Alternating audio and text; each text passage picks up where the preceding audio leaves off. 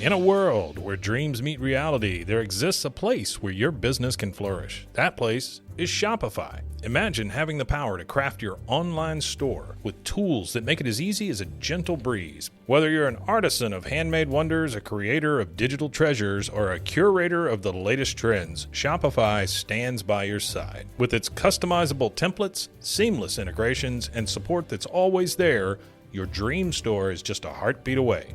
Join millions of visionaries around the globe and let Shopify guide you on your journey. Visit roguemedianetwork.com/Shopify. That's roguemedianetwork.com/SHOPIFY. And embark on your free trial. Shopify, where your commerce dreams come to life.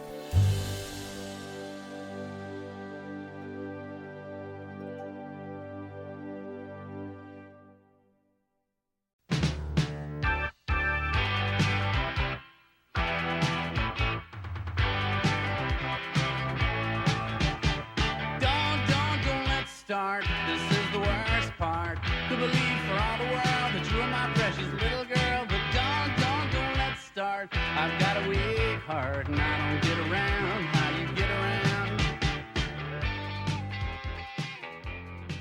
Hi, I'm Becca. Pronouns she, hers, hers. Her, she, bar. I'm Josi. Pronouns he, his, theirs, thems. We're your judges. We're your judges. This is By the Cover I'm Podcast. your slowly melting judge. The heat, the Texas heat. It's starting my least favorite season. To all you summer fans out there, sorry, not sorry. I just can't handle it. Speaking of seasons, we've been making our way through. What a segue! What a segue! We've been making our way through season 1 of Motherland. Just like a turn a segue can make. Yeah. So Season 1 of. segues? I don't think so. Season 1 of Motherland. Oh wait, no, yeah, that is actually why they're called a segue. But there's another one behind it. Like the vehicle segue. We're getting off topic. We had a cold open plan. We knew what we were gonna do, and here we are. We're watching Motherland. It's by Freeform. It's on Hulu. It is about essentially if the Salem witches were real, and if instead of either being killed or running away and hiding, we're real witches. We're real witches. Yes, sorry. That's why I said the Salem witches, not the Salem witch trials. I mean, anyway, there could have been witches there too. You don't know. Anyway, so they come out. It's as if the Salem witches, if the witches of Salem had actually been real witches, magic, and had essentially formed an alliance with the U.S. colonies, and now exists today essentially as the army, and it's about 3 witches who are in a unit together. And my favorite part about it is that they set up these characters, and they do a great job in the first episode of kind of showing they're from different parts of the country, and like they have different perspectives on magic and on the military. Some of them are bootlickers, some of them are less sure about it. And so you can kind of tell that they're going to be, kind of opposed to each other, and they're going to have trouble getting along. Tension. We're still waiting for some romantic tension between them.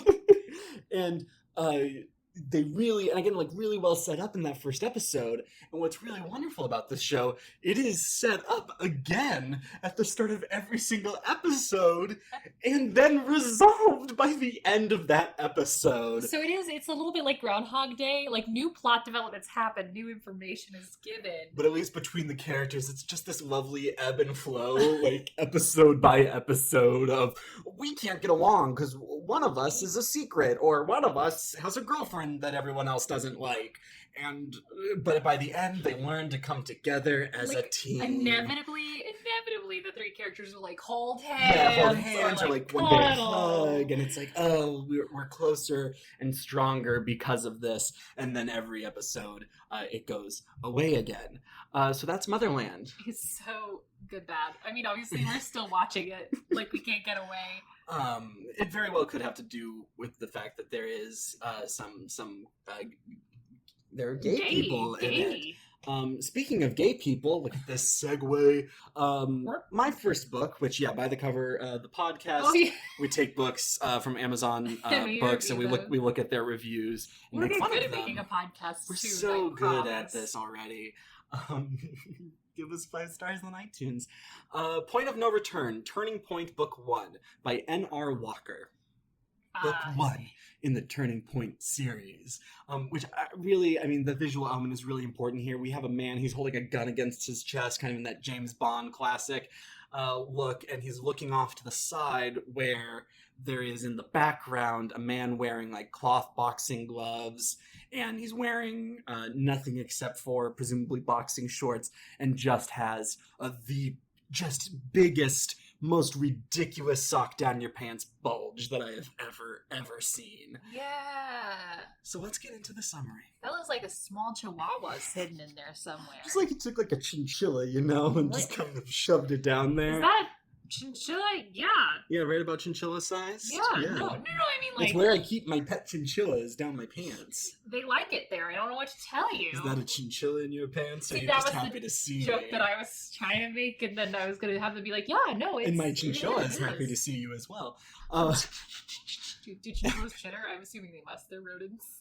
Matthew Elliott is one of LA's best detectives. He's been labeled the golden boy of the Fab Four. Oh, I hope every single book is about another member of the Fab Four. I think he's the only gay one because it is a team of 4 detectives who've closed down drug rings all over the city. He's smart, tough, and exceptionally good at his job. He's also a closeted gay man. Wow.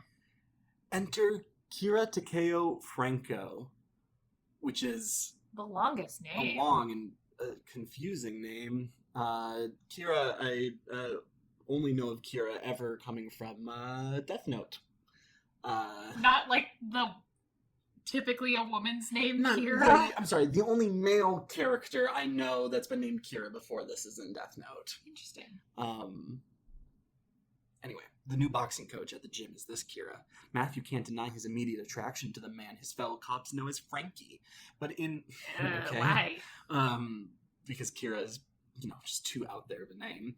But in allowing himself to fall in love with a man known to his colleagues, Matthew risks outing them both.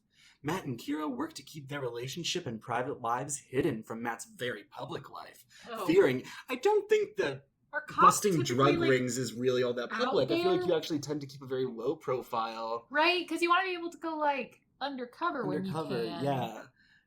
Fearing it would be detrimental to their careers. Oh, no. But it's not the other cops who Matthew should be worried about finding out his deepest, darkest secret.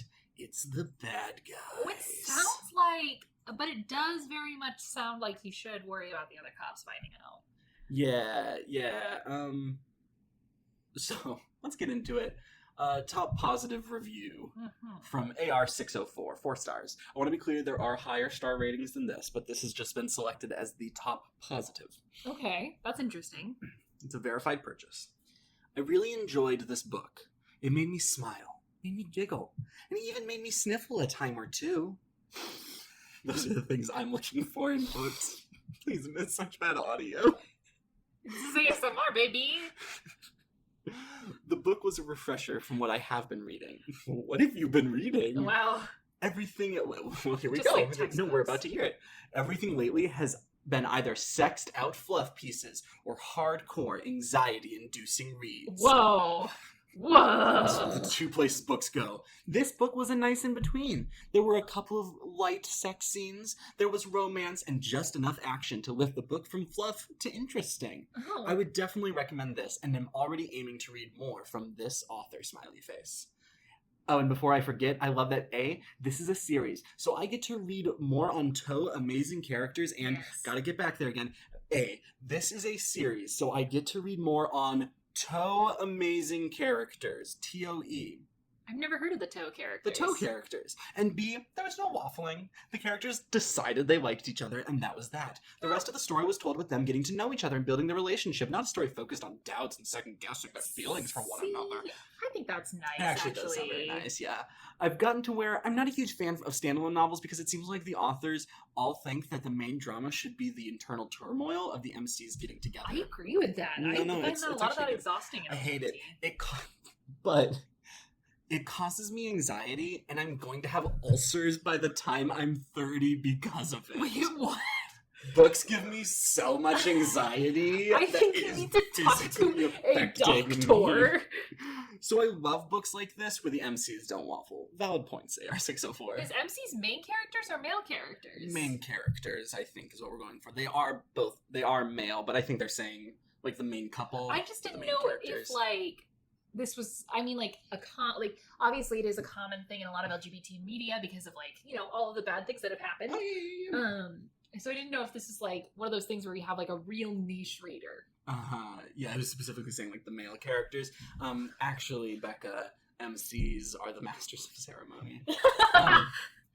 Now, I love what the MCs don't waffle about. Get right to the point of the next act. And here's the next act. It's Josi and Becca reading some reviews.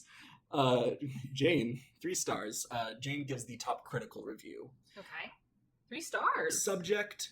But for some reason, this one didn't quite do it for me like her other books have. I always love when people decide to quote their own review.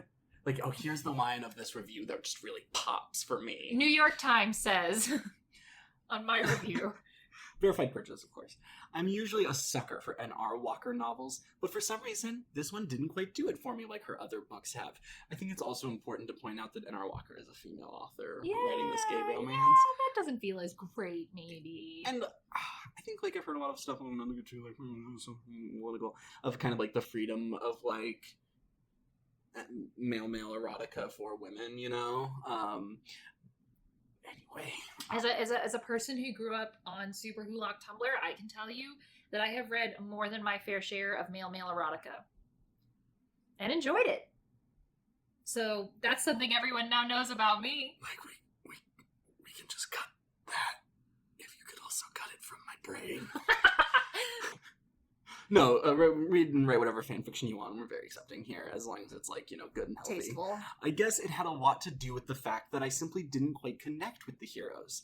I kind of saw what they saw in each other, but at the same time, I'm somewhat baffled as to what drew them towards one another besides their killer looks. I guess I simply didn't feel the emotional connection like I wished to, and know Walker to be capable of delivering.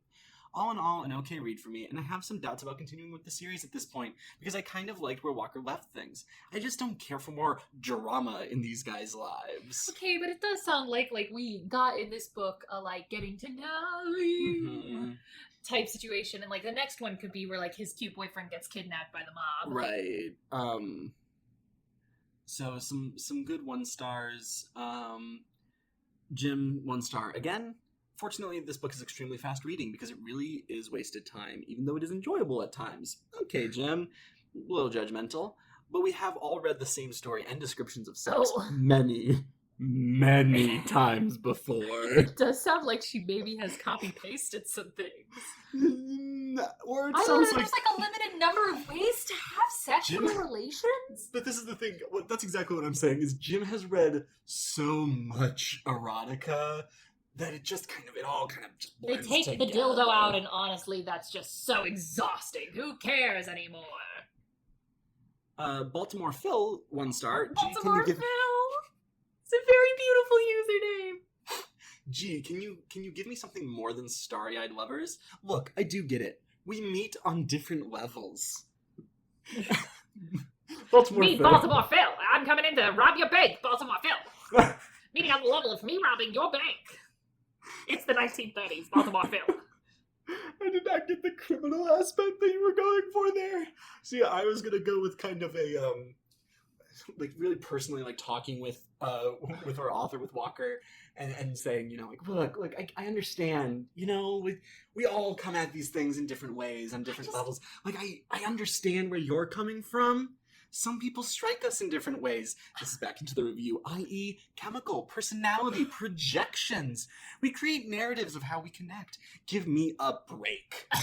When a story begins all like, it's just like a sudden, like, on a dime. When a story begins all sappy, it offers little to keep an interest. Frankly, after reading 17% of Endless Fascination, I could not consider finishing the book. I feel like most romance books are like 80 to 90% endless fascination. I think probably what he meant was, because I'm guessing that I'm going to assume that he was a Kindle purchase, and I think that the Kindle shows you what % of the book you're through.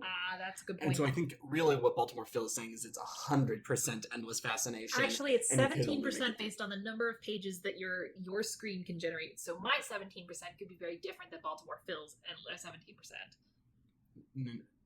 not only slightly. The page numbers would be different. The percent is the same. 7, so... You're right, that's how math works. I'm a dummy. Oh, you get your 17%? Well, my 17% is much more. You know what that reminds me of? That guy who's like, I think that, like, business majors' A's should be, their GPAs should be weighted differently. Why is my 95% different than your 95%? So it's very cute, but I haven't had to do math or think about math like that in a long time. The book just seemed too superficial. It says, oh no, I'm so sorry, I've been saying Baltimore Phil. This isn't Baltimore Phil, it's Blattimore Phil. Oh no! So Blattimore! That has to be Blattimore's given name, no one would intentionally... So Blattimore Phil? I am Blattimore Phil. It's like... I thought he did mean to call himself Baltimore Phil. Just really liked it. Maybe just like... kind of went with the misspelling. Oh man, there's so many good ones that I want. Okay, Padme 35. We're gonna play a fun game. We're just gonna do the subject. It's a 5-star review. I fell in love with Matt and Kira from the first time they... Met eyes. Met eyes is really close. Met in the gym. Oh. See, when I first read I fell in love with Matt and Kira from the first time they ... my first thought was boned. You don't ever start off with the boning. You have to build up to it. Right, but you're not... what I assumed is that Padme 35 was like, yeah, these guys seem nice. They seem chill. But then they boned. Oh. Like, oh, now I'm in love. The bones. Oh. You know, like when high schoolers have sex? What? You know, like they assume they're in love. Oh, okay. Yes. Yes. Yes. Yes. Yeah. It was just like, what? It was very out of left field. I realized A Pleased Reader is the name of this person's... Every time. A pleased reader. Well, it could be that they put in that true. handbook here. It's 5 stars, a detective tale with a sexual twist. Yeah, I hope so, a pleased reader. Some good 2 stars. At least names. Specifically, the subjects go, repetitive writing. Good. Not her best work by far. Whoa. Just really kind of yanking me around there, Sandy C, Harley J, and reading partners. Reading partners. And then the one I really want us to settle into and end on. Ready. Sorry, Baltimore Phil just took my imagination too far. IMHO! All caps. So in my honest and or humble opinion, 2 stars. In my horny opinion. In my hatchet opinion. All I had to do was come up with one adjective that started with H and I did a noun. That ended. A re-release 1 year later is IMHO's review. I get mad when there's no indication that a book is a mere re-release of an original one, and this one is a re-release 1 year later. When I bought the original one in August 2012, it cost almost $5, and now it is just $1. On the story itself, I still remember that I was not that impressed with the romance angle. I also found Matthew rather lame, given he was a detective. Yeah, just... detectives the worst. Cool. I've never been that interested in anything detective. Matthew was just overboard, and his angst of being outed from the closet, so we have the typical dragged out angst. The action towards the last part was sort of forced. The writing was also rather flat. I am curious of this re-release of 152 pages, which is 17 pages more than the original August 2012 one meant. There is a bit more to the story beside indicating this one is first in a series. I would appreciate it if the writer/publisher had the decency to indicate this one is a mere re-release, even if priced much cheaper. And let's just travel back in time real quick. At the very end, Point of No Return, Turning Point Series Book 1 by N.R. Walker. At the very end of the summary we have, 3rd edition, has new cover and has been re-edited, though no new content has been added. Nice. Maybe that happened because of the person. You know, very true. So everyone, sometimes, maybe we actually don't know the timeline. Your reviews matter. Now let's listen to some ads. Hello, we are What's Your Excuse? Podcast. Exactly. That's I'm right. Caitlin. I am Megan. And we are here to talk to you about all of your things that you want to shit talk about. That's right. Is your life going poorly? Check. Are you curious about diseases that are running rampant? Check. Do you want to know all the places I have had sex in this world? Check. Check. You can find that all right here on What's Your Excuse podcast at Rogue Media Network, and you can find us on Apple Podcast, Spotify, Stitcher, Google Play, and Google. Yes, that's right. And give us a follow. Thanks. What's your excuse? So here we are again. We're back to be best friends. What's the song? I was doing the Portal song. Oh. Anyway, we're back. We're back. Have I got a bit for you, and I will get to it as soon as Josi, will you hand me my readers? Hand me my readers. The bit that Becca does. So this is a bit where I dive a little deeper into the reviewing culture. And we get into the meat of the people who are reviewing the books that we are reading. Mm-hmm. And so today I want to bring you Vine Voice Hall of Fame Reviewer, Top 500 Reviewer ranking number 327. Wow. The Rebecca Review. Oh my goodness. Imagine naming a review after yourself. I know. I guess to be fair, I don't know if user the Rebecca Review's name is Rebecca. That's fair. It could just be... It seems like a good assumption. A good assumption, but like I could just be like, oh, the Jason review. True. The Lily review. Yeah, I mean, like, if your name is Eugene, Yeah, to be fair, if your name was Eugenia... You don't want to be like, oh, this is the Eugenia review. The Rebecca review just rolls across the tongue. So anyway, the Rebecca review is a top contributor to Jigsaw Puzzles, which I found very interesting. She does have a lot of books, but the one that what really grabbed my attention about this. Oh, that just kind of like that. Was the little surtitle to this, which is "Living the Reviewing Lifestyle." ... Oh. About.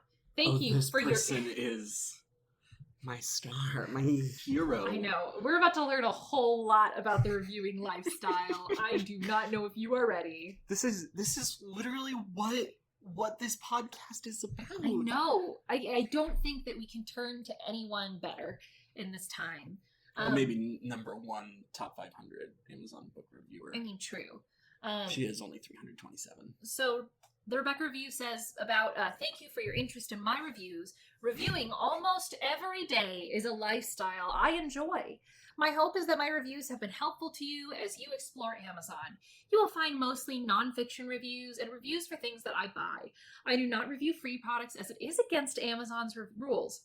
Reviewing novels happens very occasionally, mostly around the holiday season. I'm not accepting novels at this time. When I'm interested in reading,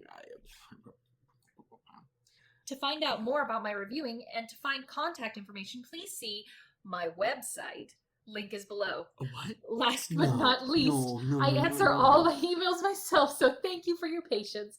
Warmest wishes, Rebecca. No. So a website about the fact that you review. Things. Does she post reviews on her website as well? Does she just have a review site? Oh yes, she does. The Castle Book Nook. Here are some items that I really loved. No. Oh, hang on. No, we have to. The Seduction Cookbook. See, again, I'm telling you, it's a perfect bit. I would not know if the Seduction Cookbook was a cookbook or not. Like, obviously, I see the subtitle now, but, I wouldn't know. What I think I love the most about www.seasonedwithlove.com the Rebecca Review's personal website, and honestly maybe my favorite website on the internet, is that it looks like this was made with love. The images are a little grainy, and it's just it's so sincere. Yeah, no, someone learned how to do HTML just so they could make this website.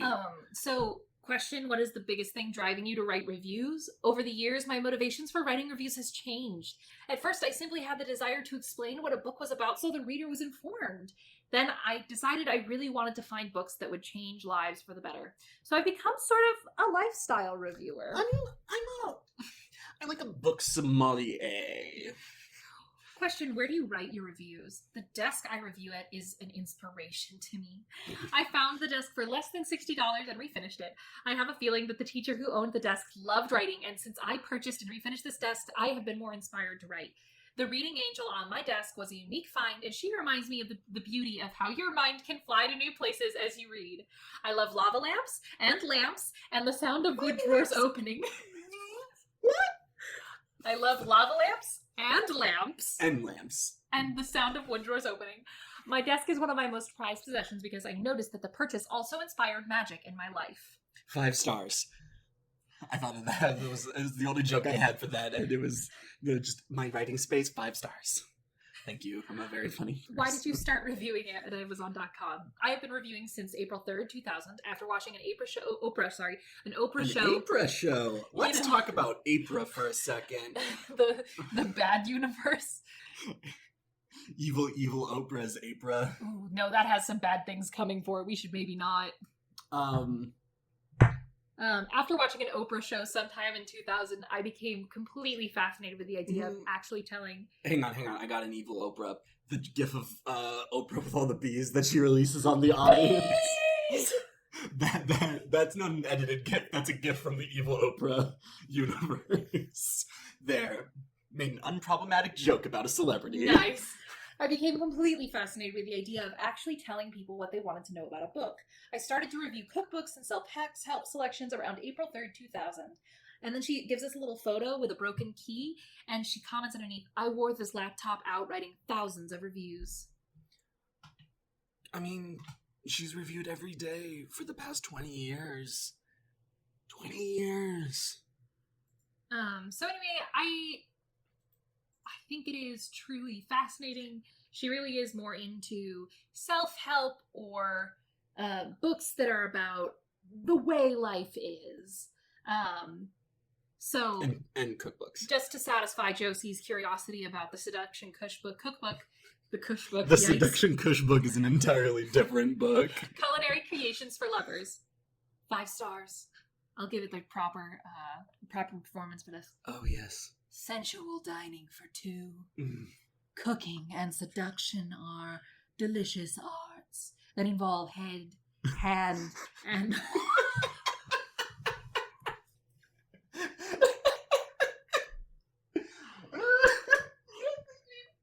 That is an important element, yeah, Becca. Great lovers are inspired by passion, as are great chefs. Quote from Diane Brown. Oh.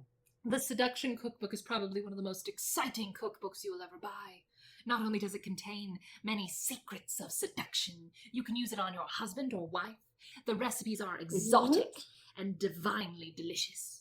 Your lover will think you are a cooking god or goddess. I like how this is like remarkably non-gendered, you know? Like she it is very it is incredibly binary though. Well, it is binary, but she's not like your husband. Yeah, that's true. Not assuming that like a woman will be cooking for a man. That's a valid point. Your lover will think you are also your lover? Pleasant. Lava. Your lover will think you are a lava cooking. Really pleasant to you, Becca? No, god or goddess. Tell me more about what my lover will think about the meals I make for my lover. They will think I hate it now. Lava. Who has arrived to give them a tantalizing gourmet feast. They will worship you later in appreciation. What do you mean? Diane. Wait, worship. What? They will worship you later because you are a cooking god or goddess. Like you are a literal divine specter upon this earth. Oh, okay. So they'll like go to my church and like pray to me, my temple. Take Me to Church by Hosier was about this cookbook. Was about Diane Brown has been practicing the art of seduction cooking for years. Her recipes have also been featured in Bon Appetit, Gourmet, and Sunset Magazine. Wow, really building up the BTC universe. Her introductions to all the chapters contain some of the sultriest sentence you will ever read, and her recipes are all very easy to make. It says sultriest sentence, like as in like, I don't know. What is seduction cooking? This, you want to know. Some great ideas that don't even involve cooking. Seduction staples. Diane shows you how to toast spices, purchase the freshest shellfish, and roast peppers. Oh, and the all-important, how to whip cream with vanilla and powdered sugar.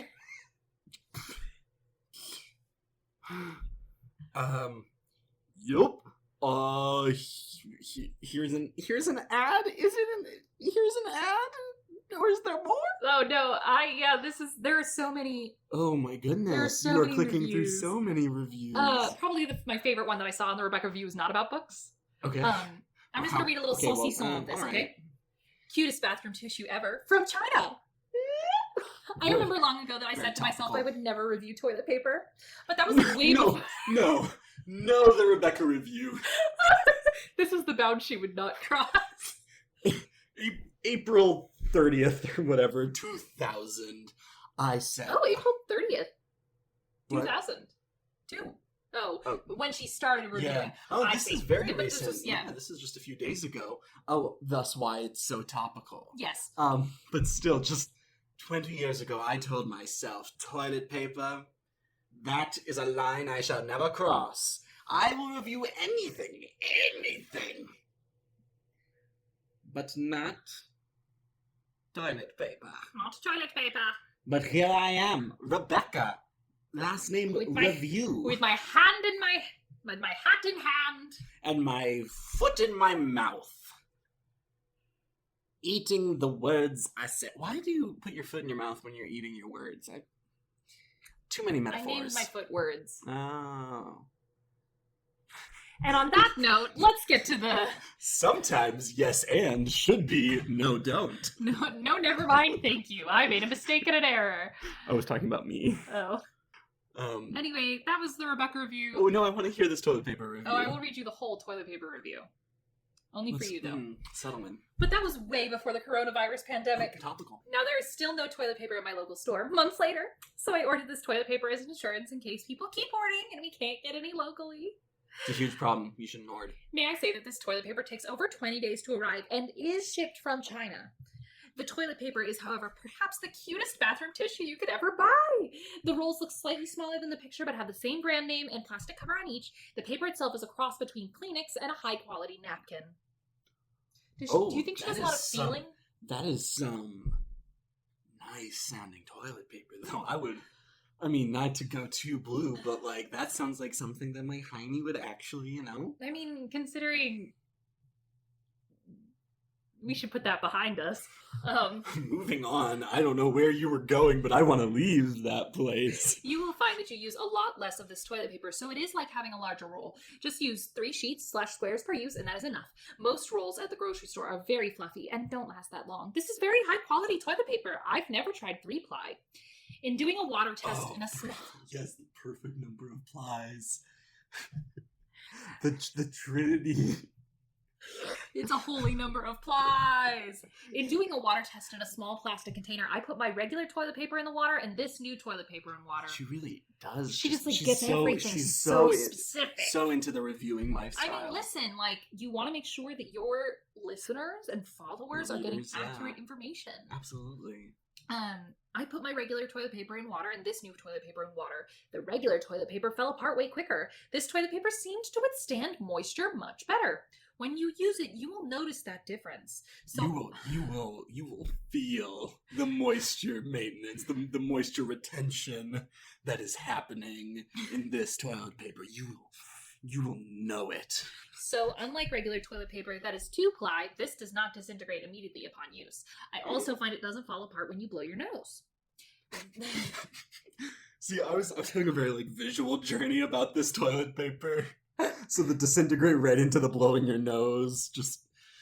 This paper also has cute bumblebees embossed on it. Each toilet roll is wrapped in a sheer plastic wrap with a name and vision and the words, "The feeling of falling in love with you."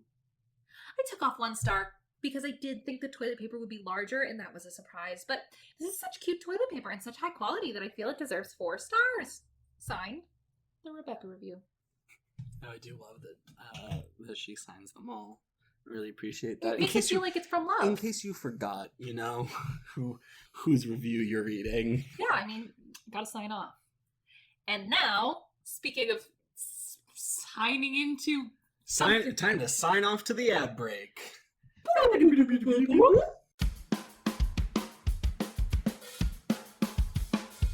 Hey everyone, thanks for listening to VHS Trackers. This is Corey And Bryson. signing off, but before we do, we're saying... Hey everyone, thanks for listening to VHS Trackers. You can follow us by... Hey everyone. Sorry, dude.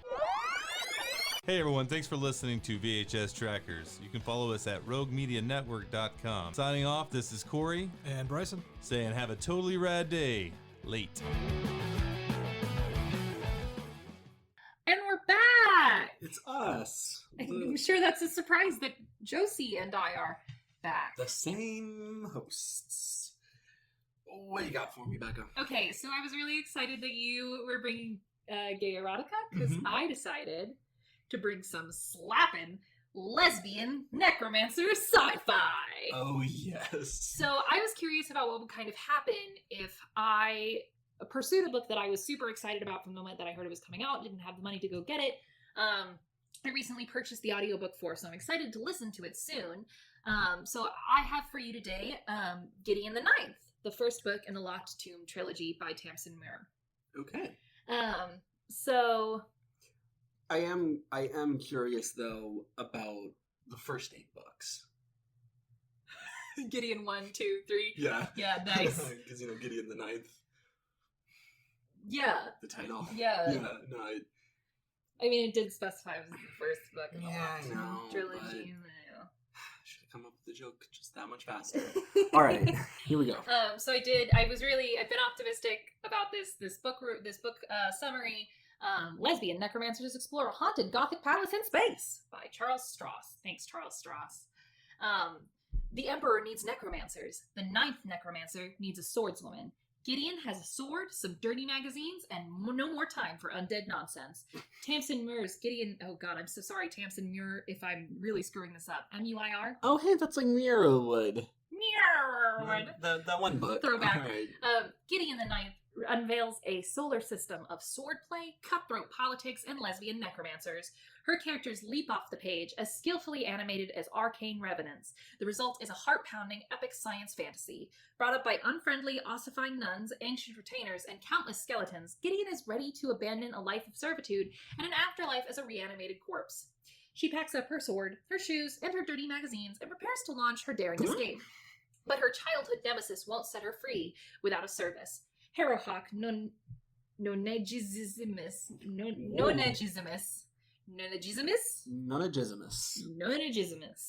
Reverend daughter of the 9th house and bone witch extraordinaire, has been summoned into action. The Emperor has invited all the heirs to each of his loyal houses to a deadly trial of wits and skill. If Harrowhawk succeeds, she will become an immortal, all-powerful servant of the resurrection, but no necromancer can ascend without their cavalier. Without Gideon's sword, Harrow will fall, and the 9th house will die. Of course, some things are better left dead. Ooh. Doesn't this book just sound like it slaps? This does sound very good. This sounds like some Rivals to Lovers stuff right here. So, interestingly, like, looking over the reviews, the not funny ones, because they were long, like, a lot of people had a lot to say about this book. There was, like, a massive switch between, this is the best science fiction that I have ever read, and I didn't like it, and I thought the pacing was slow and really heavy, which, of course, considering we're big fans of Brandon Sanderson, I was like, oh no, still gonna be along for the ride on this one. So Kindle customer 5 stars says, very different.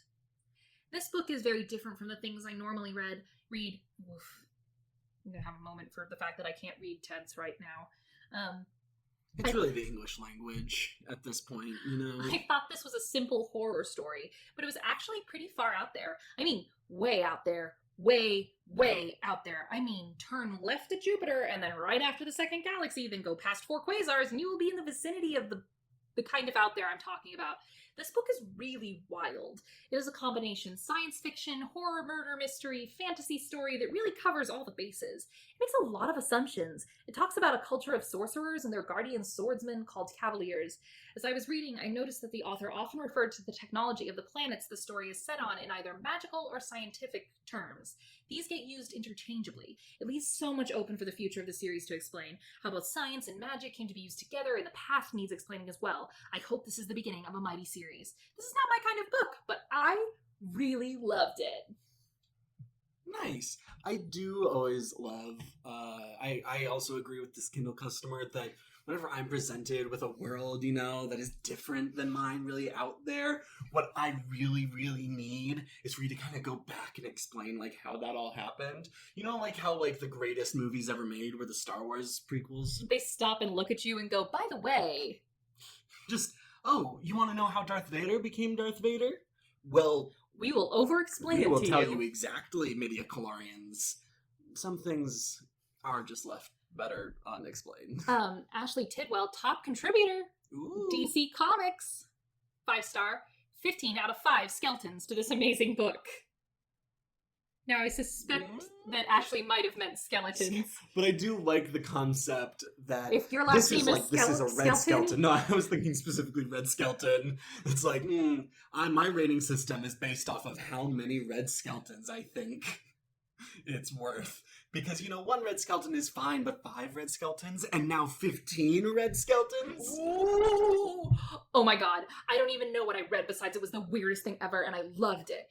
Gideon is amazing. I cannot express my feelings besides incomprehensible screaming. At first, I was a little confused, but as the world built and the excitement and suspense, I got so invested. Gideon is just so sad. But perfect, hilarious, and amazing! I want to know these characters. I need the next book now. I want to live in this gothic horror show. This book was perfect. It was everything I wanted, exactly what I'm looking for. Gideon was sad. sad person. Just so sad. Really, just my main character has challenges. And then I really, Martin Hristorov is on the other side of things, 1 star. Feels like a joke. I'm going to preface this by saying that I actually went to Wikipedia to look up the author, as I thought she might be a special person, but she is not. So how is this 5 stars and a bestseller? I don't know. To be fair, celebrities do get a pass on a lot of really just, like, awful things. True. So I could not really get through the horrendous writing in the first few pages, and I have a few pretty random examples of what I mean. And checked them too, blinded by the glare, feeling blindly behind the metal housing. I am blinded by the blinding incompetence. The double use of blind is, it's valid. She parked herself on one of the destroyed humps of rubble. What is a destroyed hump of rubble? Also, and this is a real nitpick, but I don't think parked is the right word here. Okay. No one has ever talked about parking when they stop. That's only for cars. Only cars do that. People can't park. People don't park. Crux spat on her. That was disgusting, but whatever. I mean, if it's whatever, don't mention it. I think everyone is aware that being spat on is disgusting. That feels like style to me. Yeah, that's such a stylistic thing, Gideon rewarded herself with a small bag of porridge. It tasted gorgeously gray and horrible. I mean, it can get gray taste, but gorgeously gray, just no, is so stupid. Oh, yeah. Clearly this author is not... all I'm getting here is that there is a very specific writing style that this person doesn't care for, and I am here for it. That Martin is like, this is a real nitpick, but the rest of these are not reaches. Yes, no. All of these are just real awful. But yeah, a little bit of a nitpick. And then Brayley 10 comes in with a 2-star review. Hard to follow and not really LGBT. This is more of a dark YA book with characters that may be LGBT, but the author never outright says it. My favorite thing about LGBT books is when the author just takes a break in the book and is like, author's note. These characters are LGBT. LGBT? The only indication that some characters are LGBT are through minor affectionate scenes and a declaration of love, which frankly I thought was more of a declaration of friendship.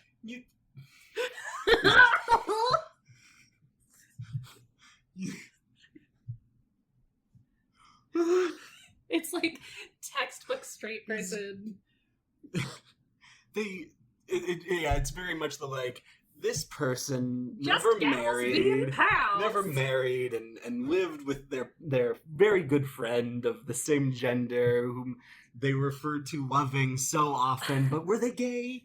Can we know? I mean, it's so hard to know whether a declaration of love between a LGBT pair of people is really LGBT. And like I understand and definitely affirm the criticism that we should let people in media like label themselves. Right. You know, characters should be allowed to label themselves, and like hopefully that will make it more acceptable for all of us to kind of talk about our identities. That being said, it seems pretty clear. The characters themselves at times were unlikable, won't spoil it, and the story was slow going. I'm sure most people will read it based on the reviews I saw, but not my cup of tea. I honestly would have read the next book, but this one was so slow going I'd tear my hair out if the second one was the same, so I'll pass. Where were you going to honestly read the second one? Was it just in the sense of, oh, this is a trilogy and therefore I will keep reading it? You know? It's like if I stop watching a movie halfway through, I'm like, I was going to finish the movie, but I didn't like it. So I stopped. But I would have. I would have watched the whole movie had I liked it, but I didn't, and therefore I stopped. Now who's saying things that don't need to be said? And so anyway, I really wanted to close today. Martin needs to come over here and tell this person they're being redundant and repetitive. I really wanted to close today with Susan 4 stars. Name Susan 4 stars? Susan 4 stars. Oh my goodness. How many stars do you think Susan left on this book? Is it 4? Nope. 5. It is 5 stars. I knew it when I saw it. Very entertaining. Lesbian content isn't graphic. Oh, see, now we understand. It's not erotica, and that's confusing. For someone like myself who has read tons of sci-fi and fantasy books since childhood, an original story like Gideon the Ninth is delightfully fresh, invigorating, and most of all, very entertaining. The debut author Tamsin Muir writes something for everyone. Horror, humor, puzzles, and murder, all in a solar system far from Earth.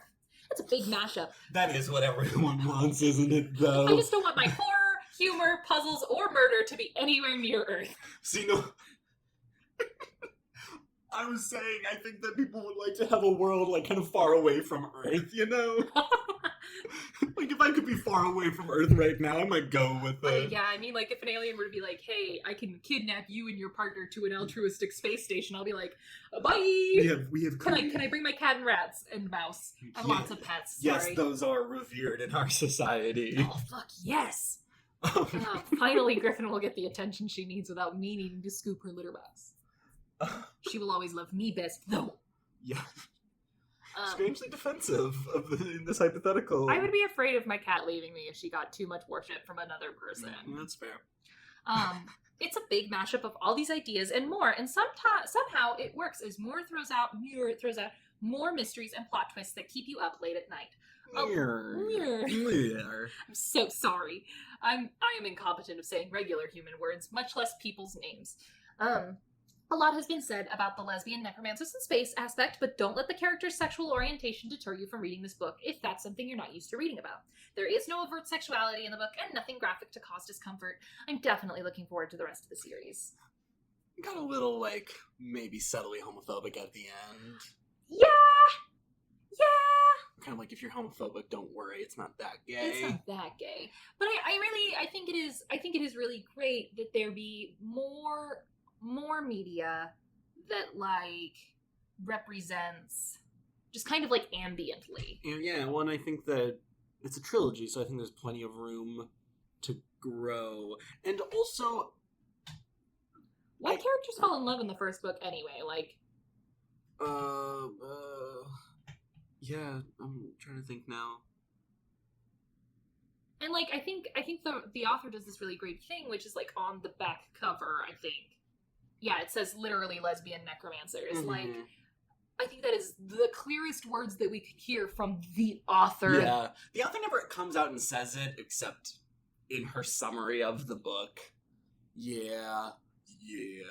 Well, let's us, the authors of this podcast, if you will, just come out and say, thanks for listening. Oh my gosh, thank you for listening. Not you, Josi. I mean, I guess you do listen. I do listen sometimes. I mean, I usually tune myself out best I can.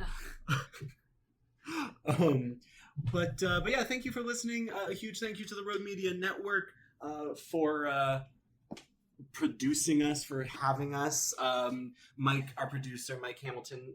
Mike Hamilton, can I say your last name? You are the most wonderful person, and you put up with our silly, goofy antics and edit all of our too many words. And there's lots of other good podcasts on the Rogue Media Network. The American Cocktail, By the Cover, VHS Trackers. I just said By the Cover. Oh no! What's your excuse? What's your excuse? By the Cover is a great one. It's a great podcast.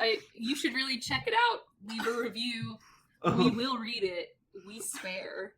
Please send us book recommendations. We want to hear from y'all. Yeah, book recommendations, books you love, books you hate. If you are an author yourself, especially if you have a book on Amazon, we've got the book plug segment. We're always looking for independent authors. Yeah, to kind of show off. Tweet at us or DM us on Instagram at bythecover_pod.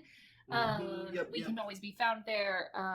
We also have our own handles. Good luck finding us. Oh my gosh, thank you so much to They Might Be Giants for letting us use their song on the show. We haven't thanked them every episode. You are literally the best people in the world. We are undeserving. We sent them a message on Tumblr asking if we could use their song, and they said sure. And that was the most legally binding sure there ever was. That's not legally binding. It's not legally binding at all, but I have the screenshot. Got the receipt. Every episode, at the end, we turn to Tammy Hogue, author of Dark Horse, for specifically the edition of Dark Horse that I found in the dumpster by my apartment, which had pages cut out of it to hold drugs, presumably. It's the drug book devotional.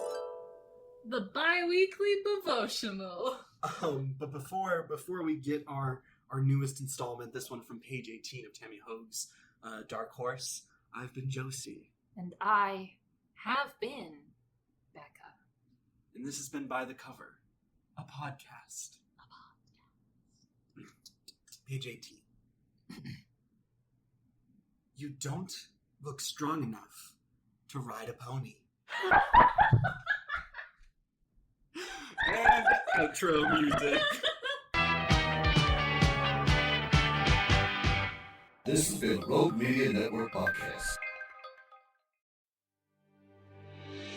In a world where dreams meet reality, there exists a place where your business can flourish. That place is Shopify. Imagine having the power to craft your online store with tools that make it as easy as a gentle breeze. Whether you're an artisan of handmade wonders, a creator of digital treasures, or a curator of the latest trends, Shopify stands by your side. With its customizable templates, seamless integrations, and support that's always there, your dream store is just a heartbeat away.